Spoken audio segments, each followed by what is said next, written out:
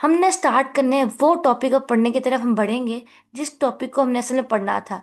उससे पहले हमने फंक्शंस क्या होते हैं, डोमेन ऑफ फंक्शन क्या होती है, और लिमिट क्या होती है, वो तो सब ऐसी ही बातें थी, मतलब बातें नहीं थी, मतलब ठीक है। लेकिन हमने पूरी कहानी में सीखना था डेरिवेटिव्स क्या होते हैं। हमने पूरी कहानी में डेरिवेटिव लेना सीखना था।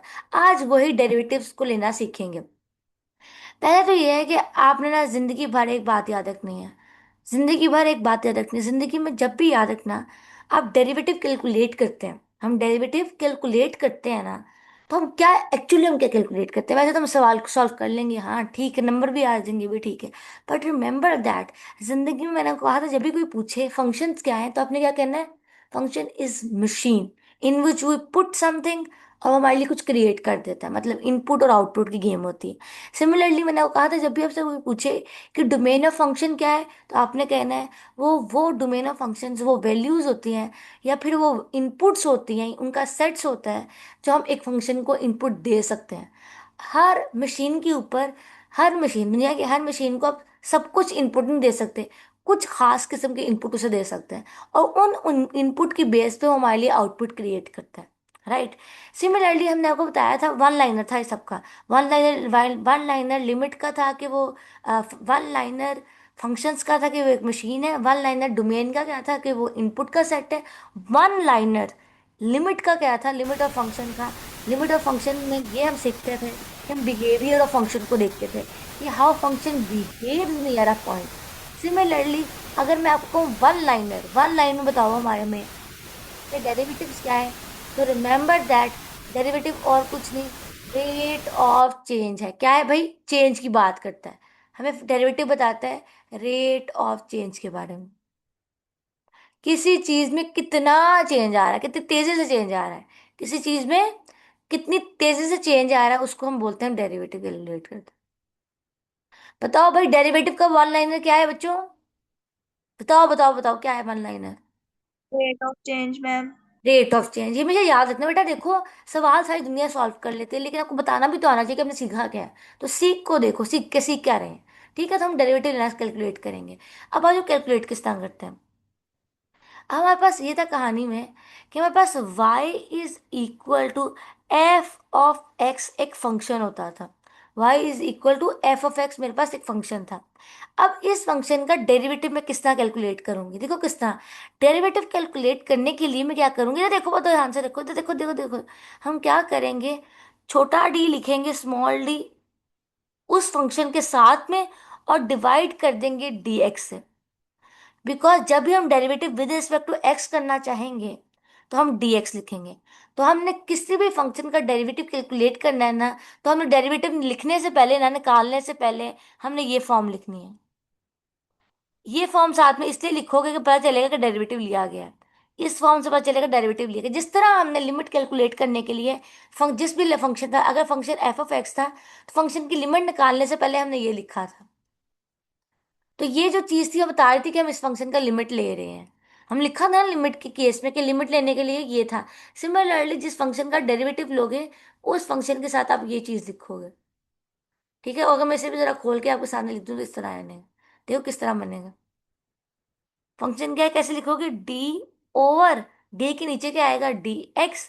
और फंक्शन है, किस फंक्शन का आप ले रहे हो, वो फंक्शन है एफ ऑफ एक्स।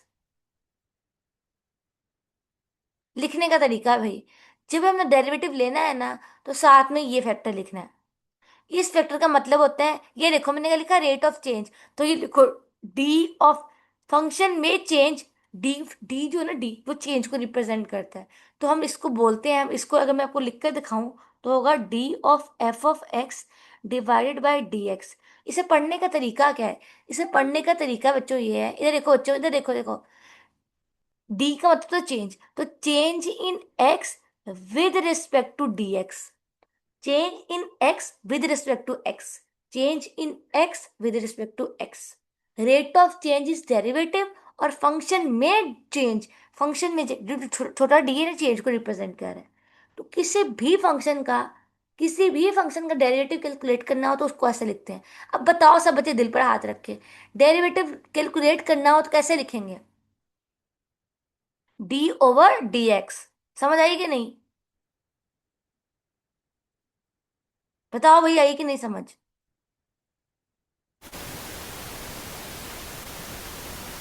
बेटा बताओ कि डाउट है तो पूछो। मैम एक दफा रिपीट कर दें ये अभी चेन देखो, लिंक वाला।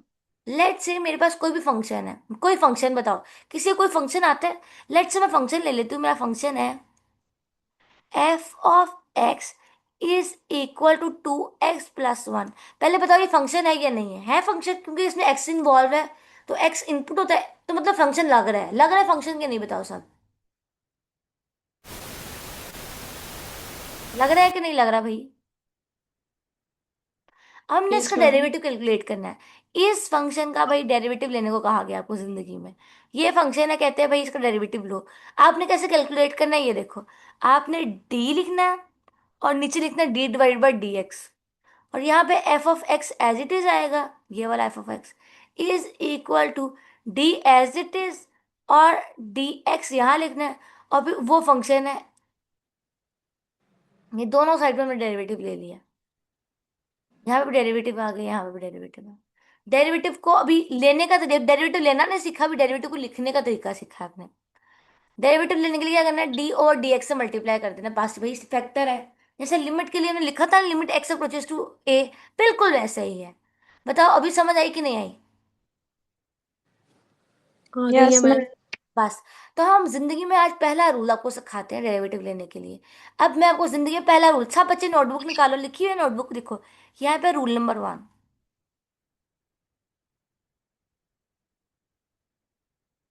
रूल नंबर 1 क्या है, कांस्टेंट का डेरिवेटिव लेना सीखते हैं। अब बताओ कांस्टेंट, सबको पता है कांस्टेंट नंबर क्या होता है, कांस्टेंट्स क्या होते हैं। बताओ कांस्टेंट्स के बारे में पता है कि नहीं पता, बताओ। कांस्टेंट वो जो नंबर जो चेंज नहीं चेंज नहीं होते। हो सारे सकते। दुनिया के नंबर्स कांस्टेंट होते हैं, दुनिया के सारे नंबर्स कांस्टेंट कहलाते हैं। ठीक है। तो पहला हम ये सीखेंगे कि किस तरह हम एक कांस्टेंट का डेरिवेटिव ले सकते हैं। दुनिया के सारे नंबर्स का डेरिवेटिव निकालना सीखेंगे।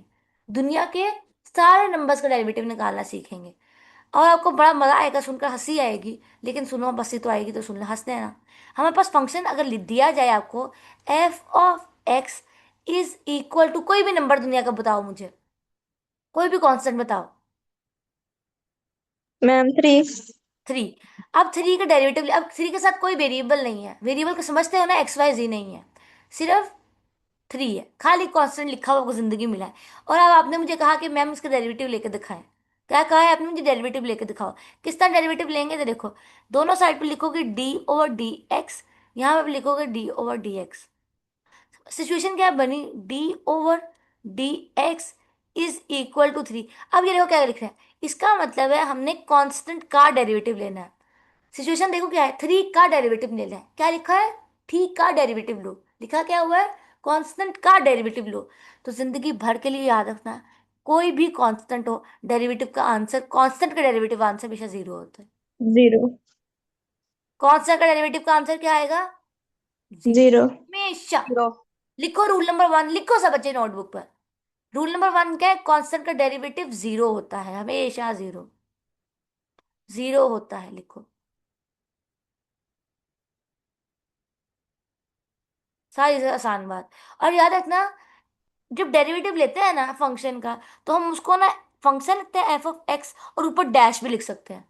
तो मतलब ये वाली साइड को हम एफ डैश भी लिख सकते हैं, लिखने का तरीका है सिर्फ। और ये आ जाएगा 0 के equal.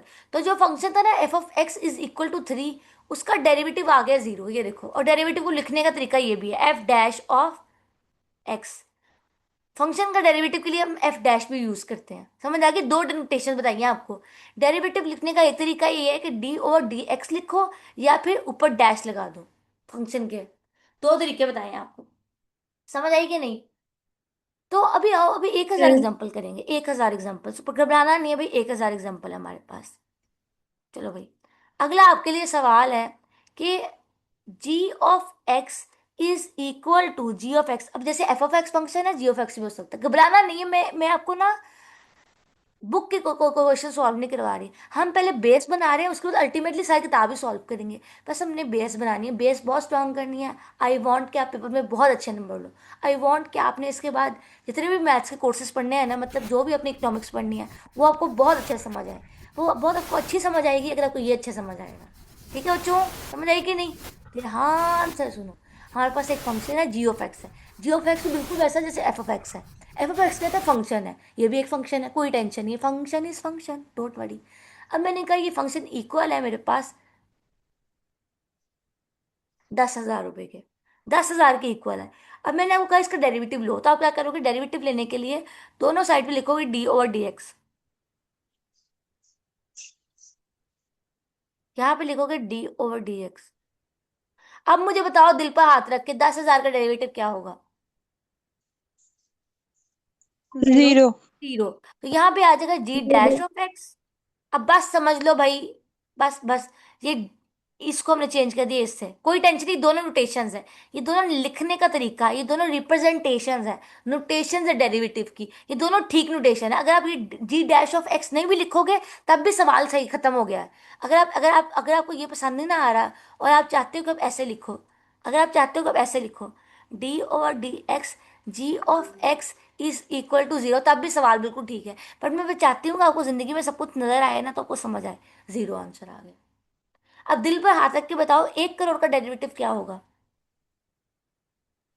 Zero. Zero. -1 zero. By two का डेरिवेटिव क्या होगा, -1/2। One by two. -1/2 का डेरिवेटिव क्या होगा, जीरो। जीरो। फर्क नहीं जीरो। पड़ता कि माइनस नंबर भी आ जाए या फ्रैक्शनल नंबर भी आ जाए, नंबर इज नंबर। नंबर किसी भी फॉर्म का हो सकता है, नंबर नेगेटिव भी हो सकता है, नंबर रैशनल फंक्शन भी हो सकता है, नंबर कुछ भी हो सकता है, नंबर वन अंडर रूट में भी हो सकता है। अगर आपको जिंदगी में ऐसा फंक्शन दे दिया जाए, इधर देखो भैया, आपने बस याद है, रट्टा नहीं मानना, बस मैंने जनरल रूल बताऊंगा आपको सारा सिखाते हुए ना। मैं, आप मुझे जितना पढ़ोगे ना, मैं आपको जनरल रूल सिखाऊंगी, उसलिए आपको टेंशन नहीं लेनी, बस अपने रूल को याद रखना है। रूल नंबर 1 क्या है, दुनिया का कोई भी कॉन्स्टेंट आपको नजर आए, दुनिया का कोई भी कॉन्स्टेंट नजर आए, उसका डेरिवेटिव जीरो होता है, बस इतनी बात याद रखो। अब कॉन्स्टेंट किसी भी फॉर्म का हो सकता है, कॉन्स्टेंट किसी भी फॉर्म का हो सकता है। लेट से फंक्शन आपके सामने है, f of x is equal to √5। अब ये √5 है, इसके साथ ना एक्स लिखा है ना वाई लिखा है ना कुछ भी नहीं लिखा। अब एक्स वाई नहीं है, इसका मतलब कोई वेरिएबल नहीं है, तो ये क्या है, कांस्टेंट है, इसका डेरिवेटिव लो। बताओ भाई क्या आंसर आएगा, बताओ भाई क्या आएगा कांस्टेंट का derivative. Zero. Zero. Zero. Zero. √5 हो बेशक भाई, √5 एक नंबर ही है, नंबर ही है भाई, नंबर ही है, इसका आंसर जीरो आएगा। ठीक है, पहले बता रही हूँ, एक हजार एग्जाम्पल है, एग्जाम्पल अच्छे से नोट्स में लिखना, एग्जाम्पल बहुत अच्छी होनी चाहिए। एक और फंक्शन ले लेते हैं, f of x is equal to -3/7। बताओ -3/7 एक नंबर है कि नहीं है, नंबर है या यस नहीं है। मैम। नंबर। नंबर है। तो इसका डेरिवेटिव बताओ भाई क्या होगा। इसका डेरिवेटिव भी जीरो। जीरो। जीरो होगा, जीरो। जीरो। ये देखो, ये सारे एग्जाम्पल तुम्हारे नोट्स में होने चाहिए, मैं चेक करना है कैसे तो लो। हमने ये सीखा, दुनिया का कोई भी कांस्टेंट हो डेरिवेटिव जीरो होता है, दुनिया का कोई भी कांस्टेंट हो डेरिवेटिव जीरो होता है।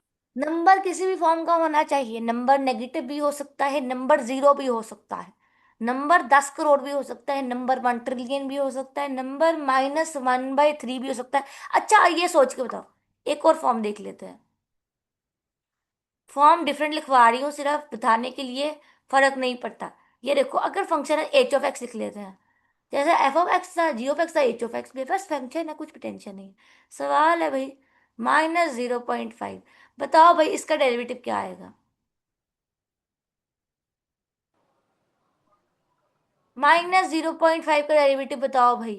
जीरो। जीरो जीरो ही आएगा। आएगा। अब -0.5 ना -1/2 ही होता है, यस मैम। मैंने आपको सिर्फ चकराने के लिए ही लिखा था। बात सारी यही है, घबराना नहीं है, बस बेसिक स्ट्रांग रखो तो कोई टेंशन ही नहीं है। तो हमने आज एक बात सीखी है, ये देखो, हमने जो सीखा है ना, मैं उसे आपके सामने रखती हूँ। इधर देखो, हम आपको जो हमने सीखा है ना उसको आपको सामने रखते हैं। हमने ये सीखा कि दुनिया में हमें कोई भी पूछेगा, दुनिया में हमें कोई भी पूछेगा कि डेरिवेटिव्स क्या है, तो हम कहेंगे डेरिवेटिव है रेट ऑफ चेंज।